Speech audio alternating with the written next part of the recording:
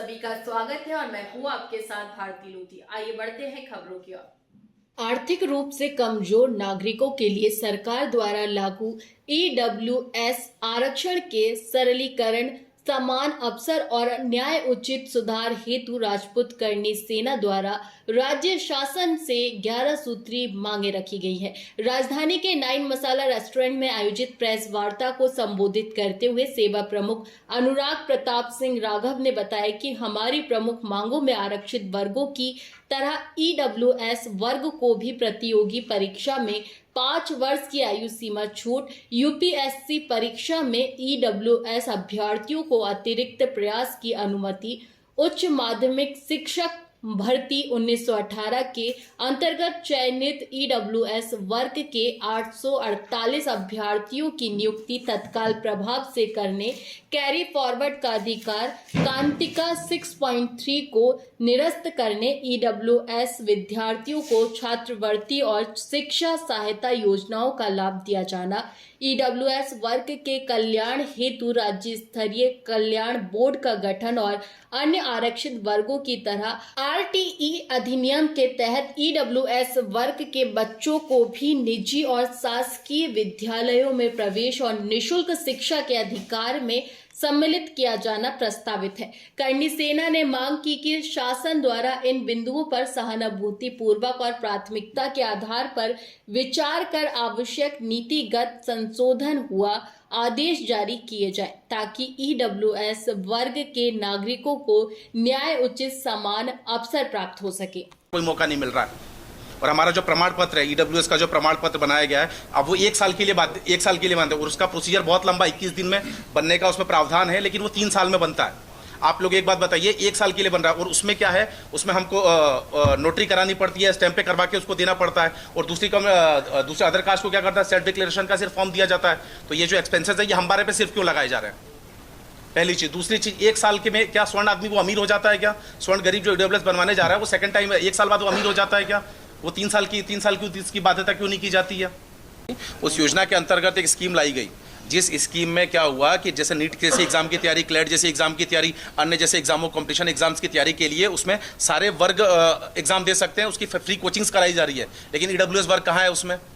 तो रोजगार कहाँ से पैदा होगा? जब आदमी की शिक्षा बढ़ेगी, जब आदमी की स्किल्स बढ़ेगी। तो यहाँ तो हमको वंचित कर दिया जा रहा है ना।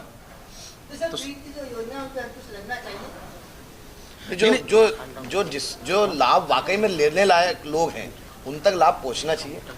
मेरे ख्याल से तो हम तो ये फ्री की जो सुविधाएं हैं ये या तो बिल्कुल समाप्त होने चाहिए। ये फ्री की योजना आप किसी और देश में देखते हैं क्या? हालांकि राजनीतिक मुद्दे पे हम बोलते नहीं, पर मेरे हिसाब से आदमी की योग्यता के आधार पे, उसकी शिक्षा के आधार पे उसको सुविधाएं देनी चाहिए। इससे कहीं ना कहीं एक बहुत बड़ा नेगेटिविटी आती है। आप किसी और विकसित देश में, चाहे वो यूएस हो या और भी कई विकसित देश में आप देखेंगे तो कोई भी ऐसी फ्री की सुविधाएं कहीं भी नहीं दी जाती, सिर्फ वोटर्स को लुभाने के लिए अपनी अपनी स्कीम। एक स्वर्ण समाज के लिए एक बहुत बड़ी क्रांति मध्य प्रदेश में शुरुआत करने जा रहे हैं हम, जिसकी शुरुआत बाबा महाकाल की नगरी उज्जैन से 26 अक्टूबर को होने जा रही है। क्योंकि आज देखने में आ रहा है कि कहीं ना कहीं सरकार स्वर्ण समाज को दरकिनार करते हुए और बाकी समाज को लाभ पहुंचा रही है और स्वर्ण समाज को दरकिनार कर रही है। तो आने वाली 26 को एक मुख्य मांगों के साथ स्वर्ण समाज की 7 मुख्य मांगे हैं, जिसमें कि ईडब्ल्यूएस मुख्य मांग है। और आपको मैं मीडिया कर्मी के सभी बंधुओं को बता देना चाहता हूं कि ईडब्ल्यूएस की लड़ाई माननीय लोकेंद्र सिंह कालवी साहब, जो कि करनी सेना के संस्थापक थे, 1996 में उन्होंने वो लड़ाई शुरुआत की थी और लगातार 10 से 11 वर्ष लड़ाई लड़ने के बाद परिणाम स्वरूप हमें 10% का ईडब्ल्यूएस का लाभ सामान्य वर्ग को मिला था। किंतु उसमें भी जो शर्तें हैं उस कारण से स्वर्ण समाज उसका लाभ, उस 10% आरक्षण का लाभ प्राप्त नहीं कर पा रहा है। उसके सरलीकरण को लेके और उसकी बढ़ोतरी को लेके जो 10% से बढ़ाकर सरकार से हमारी मांग है कि उसको 20% किया जाए और उसमें जो शर्तें रखी गई हैं उन शर्तों को हटाया जाए, जिसके कारण से स्वर्ण समाज उन मांगों से और उन अधिकारों से वंचित रह रहा है। लार्जर संख्या में उस समय नोटा का उपयोग किया गया था वोटर्स द्वारा। अभियान 26 अक्टूबर जी। एक बार प्रमुख मांगे हैं ना जी, इन शॉर्ट ये मांगे हैं, आप संशोधन की बात कर रहे हैं, क्या संशोधन होना चाहिए, उतना ही पार्ट लगातार उसके बाद चीज़ें सामने नहीं आती? नहीं, देखिए आपको बताऊं कि ईडब्ल्यूएस क्रांति की मध्य प्रदेश में सबसे पहली शुरुआत ही हम करने जा रहे हैं। अभी तक कोई भी संगठन खुलकर ईडब्ल्यूएस के मुद्दे पर नहीं बोला है। यह इतना महत्वपूर्ण मुद्दा है स्वर्ण समाज का, आने वाले स्वर्ण समाज के भविष्य के लिए। अगर इस मुद्दे पर सरकार अपना निर्णय इस हमारे पक्ष में करती है तो जो 75 साल में अभी तक स्वर्ण समाज के साथ को लाभ नहीं प्राप्त हुआ वो अब जाके हमें प्राप्त हो सकता है।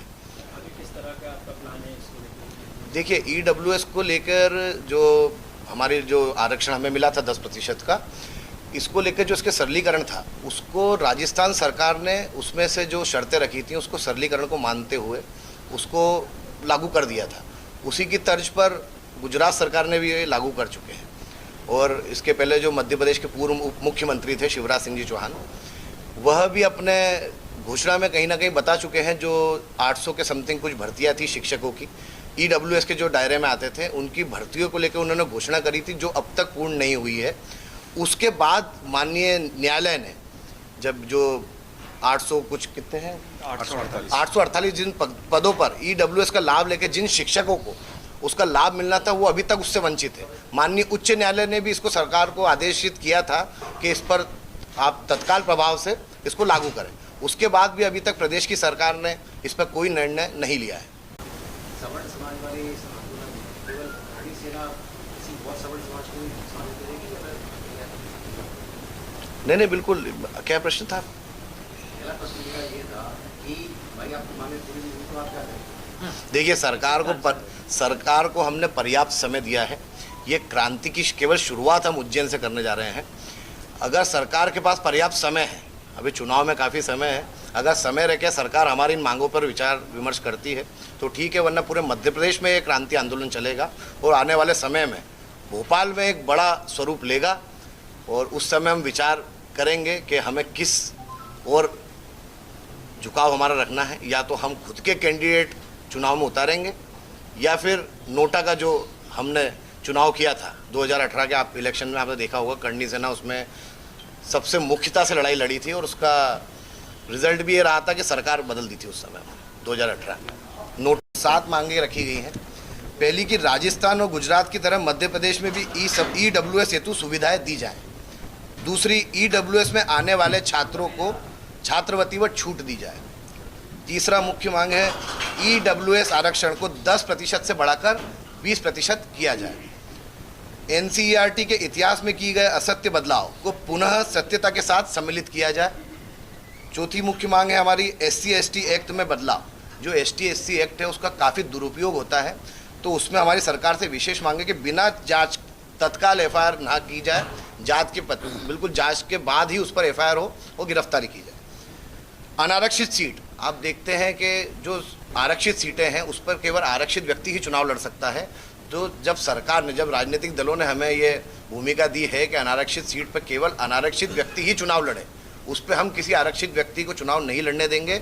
स्पष्ट ये भाजपा को भी हम कह रहे हैं और कांग्रेस को भी, दोनों ही जो मुख्य दल हैं उनको बता देना चाहते हैं कि अनारक्षित सीट पर केवल अनारक्षित व्यक्ति सामान्य वर्ग का ही चुनाव लड़ेगा। 7वीं, पदोन्नति में आरक्षण को रद्द किया जाए। 8वीं, आरक्षण को आर्थिक आधार पर लागू करे सरकार।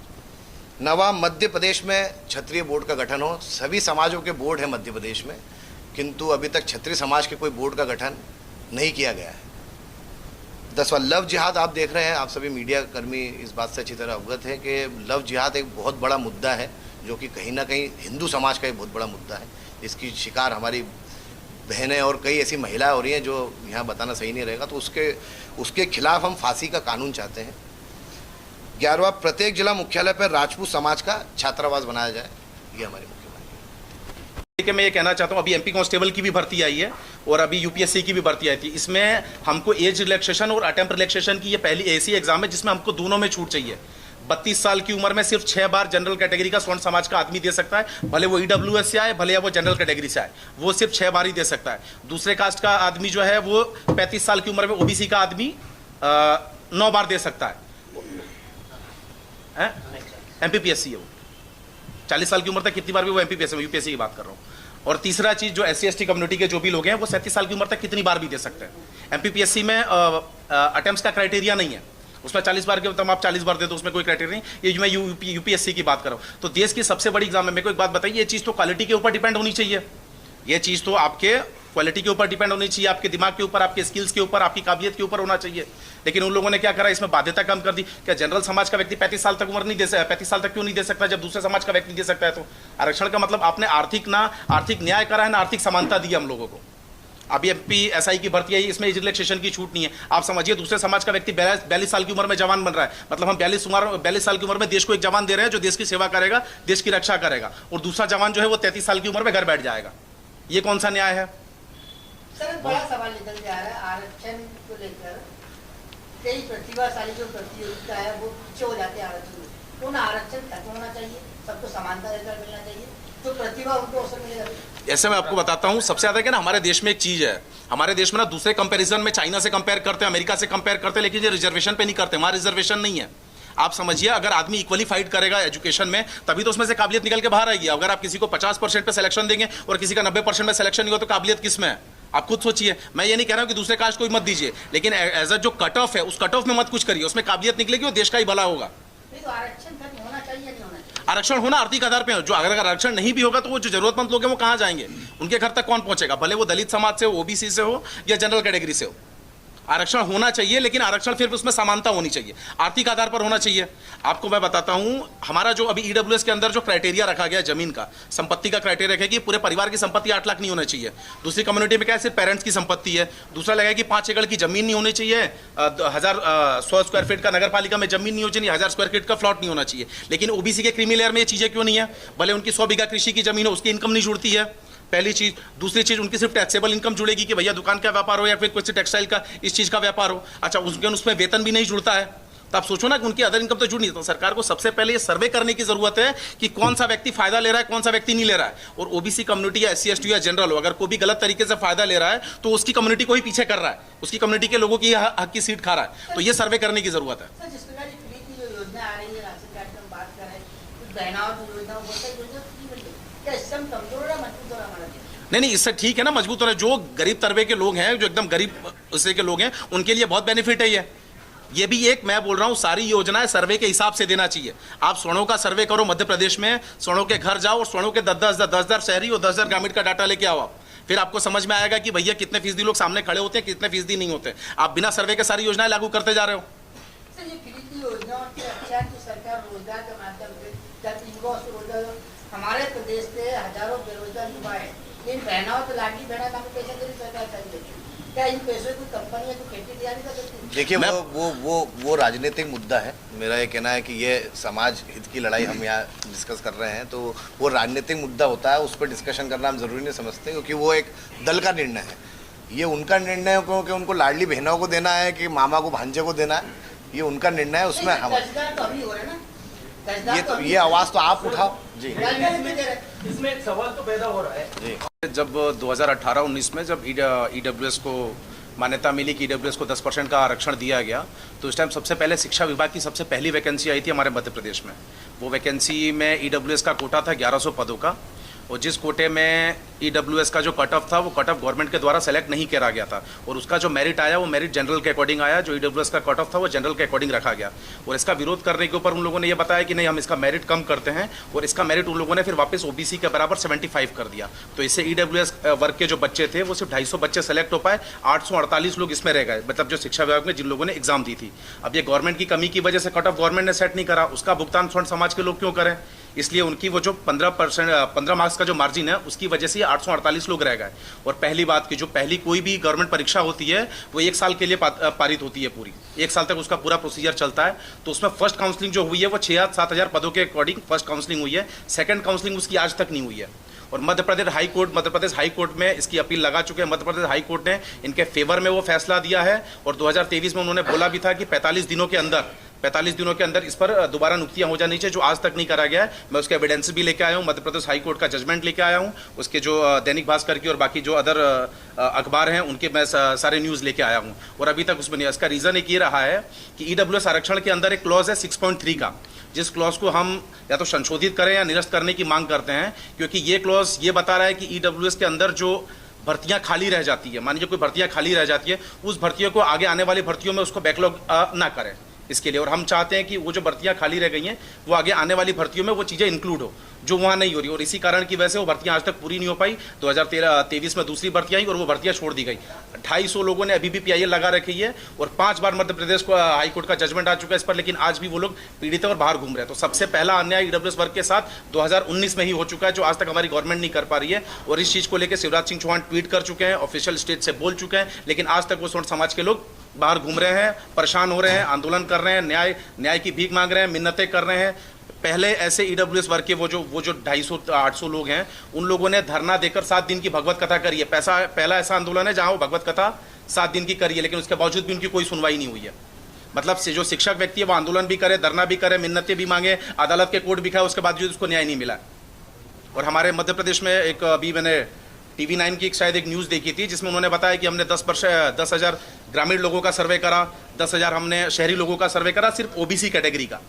OBC कैटेगरी में 10,000 ग्रामीण परिवार का सर्वे करा और शहरी परिवार का सर्वे करा, जिसमें 56% लोग ये कह रहे हैं कि अगर स्वर्ण समाज का कोई व्यक्ति हमारे सामने से जाता है और कोई OBC का व्यक्ति बैठा होता है तो उसको सीट छोड़ के खड़ा होना पड़ती है। अब आप लोग ये बताइए ये चीज़ कहीं से कहीं तक संभव है? जिस प्रदेश में सालों से पिछड़ा वर्ग का मुख्यमंत्री है उस प्रदेश में ये कहा जा रहा है कि ये चीज कभी इन्होंने स्वर्णों का सर्वे करा है कि स्वर्णों की हालत क्या है? क्या गरीब व्यक्ति स्वर्ण समाज में गरीब व्यक्ति नहीं है? 10 से 20% आरक्षण की मांग इसलिए करें क्योंकि आज के डेट में 35 से 40% की आबादी स्वर्ण समाज की हो गई है और आबादी के नाम पे आरक्षण देने की बात कर रहे हैं। आप लोगों को मैं एक चीज और बता देना चाहता हूं, सबसे ज्यादा फाइटिंग सीट जो है ये जो 73% देने के बाद जो 27% बचेगी ये सबसे ज्यादा फाइटिंग सीट है, क्योंकि मध्य प्रदेश में MPPSC की एग्जाम हो या फिर MP कांस्टेबल की एग्जाम हो या MPSI की एग्जाम हो या अन्य एग्जाम, बहुत सारी MP की जो एग्जाम है बहुत लोकप्रिय एग्जाम होती है जो अदर स्टेट के लोग भी देते हैं। मतलब मध्य प्रदेश का व्यक्ति के अलावा राजस्थान का व्यक्ति, बिहार का व्यक्ति, उत्तर प्रदेश का व्यक्ति, हर प्रदेश का व्यक्ति एग्जाम देता है। तो आप समझिए जो अनरिजर्व कैटेगरी है उसमें OBC का क्रीमी लेयर वाला आदमी बैठ रहा है, ठीक है, जनरल कैटेगरी का क्रीमी लेयर वाला आदमी बैठ रहा है, दूसरी कम्युनिटी का क्रीमी लेयर वाला आदमी बैठ रहा है और पूरे देश का जो दूसरे स्टेट से जो व्यक्ति आता है वो भी उस अनरिजर्व में ही आ जाता है, वो भी बैठ रहा है। मतलब वो 27% सीट पूरे देश के लिए खुली है। तो अगर आबादी के हिसाब से अगर आरक्षण दोगे आप लोग तो आबादी के हिसाब से सबसे ज्यादा फाइट कौन कर रहा है? 27% पे ये फाइट हो रही है। और हमारा देश ना डेवलपमेंट की तरह का 78 साल में कोई डेवलपमेंट नहीं हुआ है। हमें आरक्षण कम करना चाहिए तो हम आरक्षण बढ़ा रहे हैं और ये इतना बड़ा मुद्दा हो गया कि इस पर कोई विचार करना चाह नहीं रहा है।